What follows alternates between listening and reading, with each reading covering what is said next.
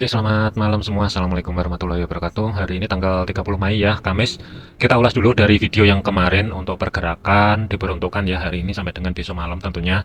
Kita mulai dulu dari indeks dolar dari segi tim prima 1 sesuai dengan planning ya yang kemarin 105.00 ini sudah dijebol. Berarti untuk planning yang kemarin ini sudah selesai. Masih ada potensial terjadinya koreksi untuk saat ini ya karena mengingat di bawah di sini kan ada zona tengah atau sebagai pivot weekly yang berada di 104.76 pembulatan ya. Tidak menutup kemungkinan kalau misalkan malam ini nanti kan juga ada rilis PDB jam setengah 8 malam ya. Kalau misalkan itu data PDB-nya itu negatif, tidak menutup kemungkinan indeks dolar ini akan menguji sekali lagi di level area support pertama weekly sebelum upside kembali. Tetapi kalau harga ini nanti tetap bertahan di zona yang di blok abu-abu, mungkin akan lanjut menuju support 2 weekly yang berada di 105.36. Untuk kesimpulannya indeks dolar ini planning yang kemarin sudah selesai, kemudian untuk planning malam ini sampai dengan besok masih tetap zona pantaunya ya. Ada tambahan lagi, yang pertama masih tetap di support 104.51, kemudian zona tengah ini ada 3, batas bawah adalah 104.668, kemudian batas atas kalau misalkan terjadi penguatan indeks dolar di kisaran level area 105.36 ini sebagai zona pantau untuk hari ini sampai dengan besok. Jadi kesimpulannya indeks dolar mungkin akan terkoreksi dulu sebelum lanjut ke atas. Selanjutnya untuk gold ya, dari segi tim prima 1 ini saya perbesar dulu. TP1 itu sudah kena ya, kurang lebih di kisaran kemarin kan sebagai TP1 kalau misalkan ada entry sell di kisaran level area di bawahnya 2346 ya, kurang lebih di sini kan juga ada level area support.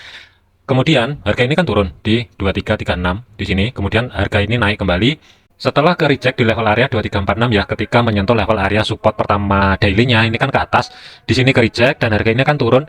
Perhatikan level area ketika menyentuh level area support pertama daily di sini kan ada banyak reaksi ya. Kemudian harga lanjut sesuai dengan planning TP1 sudah kena. Kalau menurut saya karena TP1 sudah kena, jangan lupa majukan stop loss di bawahnya break even keluar sebagian posisi. Baru kalau mau nargetin malam ini di 2310 sih tentunya nggak masalah, tetapi tetap waspada, hati-hati.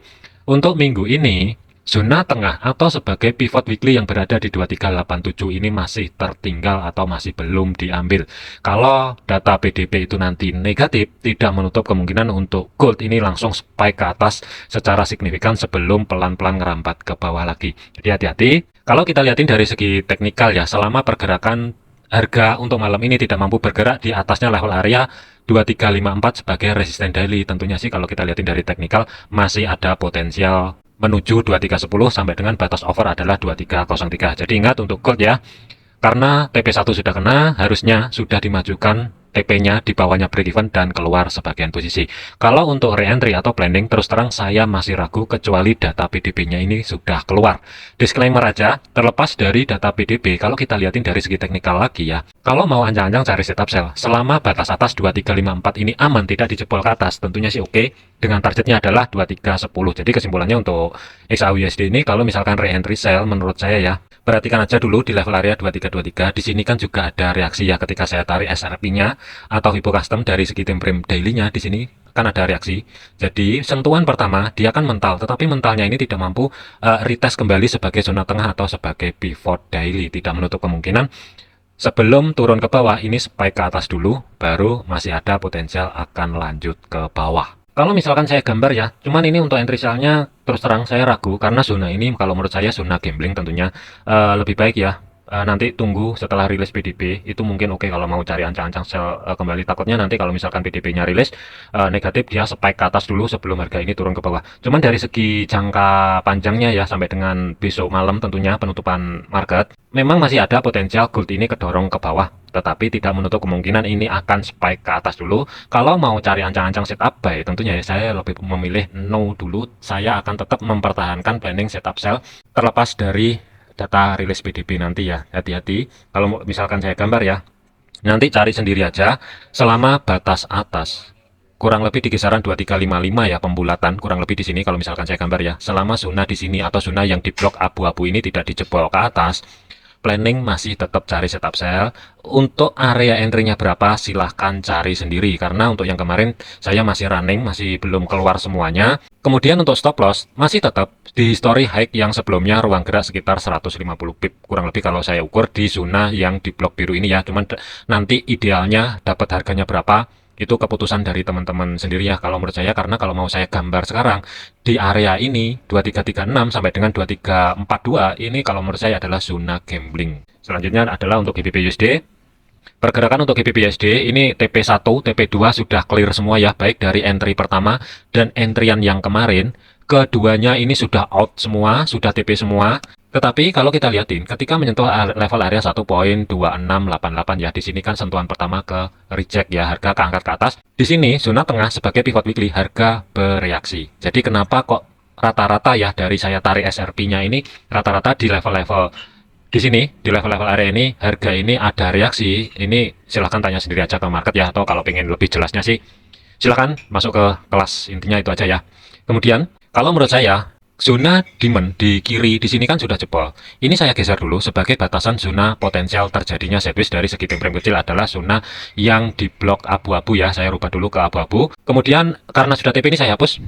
Selama pergerakan untuk malam ini, kalau menurut saya ya, hati-hati spike ke atas terlebih dahulu di kisaran level area 1.2736 atau sebagai support pertama daily-nya saat ini berubah fungsi sebagai level area resisten. Kemudian zona overnya daripada daily itu S3 dan S4 itu sudah tercapai di kisaran 1.2688 sampai dengan 1.2675. Tidak menutup kemungkinan sebelum melanjutkan perjalanan ke bawah, kalau misalkan zona yang di blok abu-abu ini tidak mampu menahan pergerakan nanti ya, mending kalau menurut saya fokus di 1.2737 atau sebagai level area resisten di sini untuk ancang-ancang cari setup sell, tentunya setelah ada konfirmasi pembalikan arah. Tetapi kalau misalkan teman-teman nunggu konfirmasi pembalikan arah, kalau misalkan harga kedorong ke atas, menurut saya biarin dulu. Nanti ketika harga ini turun kembali dan harga ini sudah mampu bergerak di bawahnya zona yang di blok abu-abu lagi, kemudian dari segi time frame kecil bisa cari reaksi ataupun koreksinya selama batas koreksi tidak mampu bergerak balik di atasnya 1.2728, tentunya kalau mau go sell dengan targetnya TP1 1.2675, TP2 1.2645 tentunya sih oke. Jadi ini pilihan bebas ya masing-masing. Saya karena sudah 2 kali TP, baik entry yang hari kemarin dan hari sebelumnya, saya lebih prefer untuk saat ini standby dulu. Kalau misalkan harga mampu kedorong ke atas, ya saya ambil. Kalau enggak, saya mending istirahat untuk GBP/USD. Cuman ini sebagai referensi aja, jangan dijadikan patokan. Planning tetap cari ancang-ancang setup sell, tetapi tunggu di zona ataupun di sesi Amerika Open. Kalau menurut saya itu lebih oke daripada entry sekarang, karena mendekati rilis data fundamental nanti jam 7:30 ya. Kalau misalkan saya gambar untuk jarak stop loss ruang gerak sekitar 30 pip, untuk TP-nya ruang gerak sekitar 30 pip sama risk reward-nya 1:1, kemudian TP2 ruang gerak sekitar 60 pip. Jadi ini sabar dulu, jangan buru-buru masuk ke market. Skenario sell akan tercancel kalau misalkan pergerakan untuk saat ini harga mampu bergerak di atasnya level area 1.2736 tanpa adanya konfirmasi pembalikan arah yang valid. Euro USD, pergerakan untuk Euro USD kemarin sih ini out of planning ya, memang sih sebenarnya planningnya sell, tetapi kan idealnya kalau misalkan harga ini bergerak ke atas, zona yang di blok abu-abu, zona yang di blok biru ini adalah untuk cari ancang-ancang setup sell yang lebih oke tentunya. Sayangnya Euro USD harga tidak mampu bergerak ke atas dan lebih memilih jebol di level area resisten, di level area support pertama yang berada di 1.0818 ya. Karena ini sudah beres, saya anggap tidak ada entry. Kemudian pergerakan untuk saat ini ya, perhatikan di level di sini. Di sini kan sebelum harga melanjutkan perjalanan ke bawah, ini kan ada sideways kecil ya dan drop resisten support pertama kurang lebih di sini. Kemudian harga ini masih belum mampu menuju support 2 weekly yang berada di level area 1.0778 ya. Saat ini harga tertahan di level area 1.0818 atau sebagai support pertama weekly. Tidak menutup kemungkinan ini akan spike dulu ke atas. Kuncinya adalah selama batas atas sebagai zona yang di blok abu-abu atau zona pivot weekly-nya dengan batas atas 1.0855 pembulatan ya, ini tidak dijebol ke atas, tinggal tunggu konfirmasi pembalikan arah masuk ke market dengan targetnya ya. Kalau misalkan saya gambar targetnya sampai dengan besok malam, kalau langsung nargetin di support 3-nya yang berada di 1.0738 tentunya sih nggak masalah.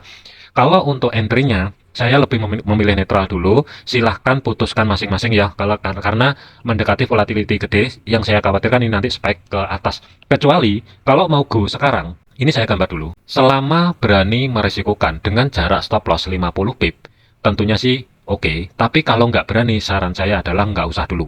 Targetnya ruang gerak sekitar 80 pip. Apalagi kalau misalkan ya nanti di Euro USD ini kalau misalkan sedikit mampu kedorong ke atas di zona tengah atau sebagai pivot weekly-nya, kalau mau entry di sini tentunya lebih oke. Dari segi stop loss ruang gerak sekitar 35 pip, tapi dari segi target maksimal ruang gerak sekitar 95 pip. Bebas keputusan masing-masing. Kalau menurut saya lebih berikan nunggu sedekat mungkin di zona tengah atau sebagai pivot weekly, baru nanti cari konfirmasi pembalikan arah. Kalau sudah valid, baru masuk ke market. Euro AUD USD, pergerakan untuk AUD USD kalau kita lihatin ya, ini juga sama statusnya TP1 sudah kena ya, karena TP1 sudah kena, harusnya stop loss sudah dimajukan di bawahnya break even. Kemudian keluar sebagian posisi, kalau mau hold menuju ataupun sebagai target TP2-nya yang berada di 0.6554, tentunya sih nggak masalah, tetapi hati-hati masih tetap ada potensial spike ke atas. AUD USD akan terkonfirmasi melanjutkan perjalanan ke bawah kalau misalkan zona tengah atau sebagai pivot weekly ini yang berada di 0.6651 tidak mampu dijebol ke atas dengan toleransi batas atas adalah 0.6665. Jadi kesimpulannya masih hold sell dengan catatan sudah keluar sebagian posisi, majukan stop loss di bawah break even. Kalau mau re-entry, ini saya lebih memilih netral dulu, kecuali berani naruh sell stop kurang lebih ya di bawahnya support yang berada di 0.6612 sell stop di sini. Tetapi dari segi stop lossnya jangan jauh-jauh, ruang gerak sekitar 25 pip, tapi dari segi targetnya ruang gerak sekitar 52 pip. Ini kalau menurut saya selama berani meresikokan 25 pip nggak masalah, tetapi keputusan di masing-masing. USD CAD, pergerakan untuk USD CAD ini video yang sebelumnya ya, yang ada planning buy di sini ini nggak ke-trigger ya, tetapi masih ada hold posisi di video yang sebelumnya. Tentunya TP1 kemarin kan di sini, TP1 sudah kena, dan TP2 ini kan sudah kena dan sudah over ya pergerakannya, tetapi pergerakan masih tertahan di level area zona supply atas, tidak menutup kemungkinan akan ada koreksi sebelum melanjutkan perjalanan ke atas. USD CAD karena TP-nya ini sudah kena, kurang lebih ya totalnya adalah 90 pip, ini saya hapus dulu ya karena sudah beres. Kalau misalkan malam ini akan lebih oke kalau misalkan USD CAD ini mampu terkoreksi sedikit ke bawah terlebih dahulu. Kalau misalkan mau re-entry buy, tetapi dari segi targetnya resisten 3 itu berada di 1.3793 ya. Kalau misalkan PDB-nya positif, ini akan cepat tercapai. Tetapi kalau nanti PDB-nya rilisnya adalah negatif, hati-hati bisa mendadak spike ke bawah menuju support 1. Tetap diwaspadai di level area tersebut.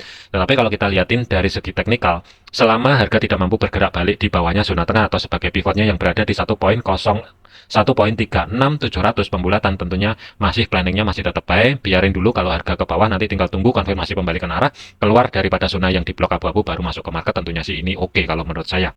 Selanjutnya adalah USD Swiss ya. Untuk USD Swiss ini planning yang pertama, kemarin kan pembahasannya kan kalau misalkan zona tengah atau sebagai pivot weekly yang berada di 0.9116 pembulatan ya, kalau misalkan mampu menahan pergerakan ketika terjadinya koreksi, kalau mau go buy tentunya sih nggak masalah. Tetapi dari segi targetnya batas maksimal ya kurang lebih kan kemarin di 0.9186. Ini saya nggak tahu teman-teman ada entry atau tidak, cuman kalau ada entry seharusnya stop lossnya sudah keluar. Tetapi ingat, di pergerakan yang video sebelumnya ya, TP1, TP2 sudah kena. Untuk saat ini, karena zona demand atau sebagai skenario alternatif yang kedua, demand yang bertumbuk dengan support pertama weekly ini kan dijebol. Jadi secara otomatis skenario buy yang ada di sini tercancel. Kalau kita lihatin, ini kan juga tidak ada reaksi ya. Harga tidak mampu bergerak balik di 0.9087. Kalau menurut saya, untuk USD Swiss ini saya lebih memilih netral dulu, karena kalau kita lihatin dari segi time frame besarnya, planningnya ini masih kuat ke atas, tidak menutup kemungkinan akan terkoreksi ke bawah terlebih dahulu. Cuman kalau saya perbesar dari segi time frame 4, perhatikan sebagai batasan overnya, sebagai support 3 dan 4 minggu ini jatuhnya itu ada di 0.9003 dan 0.8981 ini sebagai batasan ataupun zona overnya. Kemudian support 2 itu kan berada di kisaran level area 0.9045. Mungkin saya akan wait and see dulu ya, karena kalau dilihatin dari segi fundamental yang rilis di siang tadi, data yang keluar untuk Swiss tadi yang rilis itu adalah positif. Makanya untuk pergerakan ini mendadak signifikan ke bawah. Tinggal tunggu aja nanti akankah USD Swiss ini mampu bergerak ke bawah menguji level area support 2 weekly. Karena kalau kita lihatin di kiri ini kan juga ada zona rally, base rally atau zona demand ya.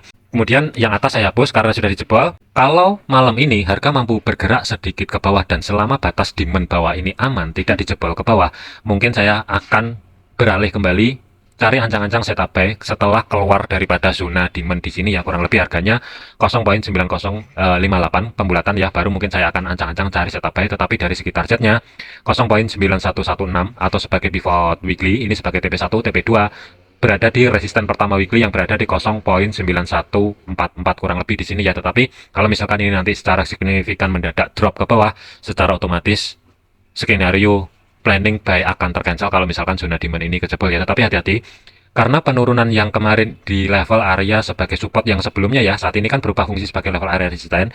Di sini kan belum ada reaksi sama sekali. Tidak menutup kemungkinan nanti setelah USD Swiss ini bergerak dari bawah, mungkin di sini akan terjadi reaksi terlebih dahulu sebelum melanjutkan perjalanan ke atas. Jadi hati-hati di level area 0.9087.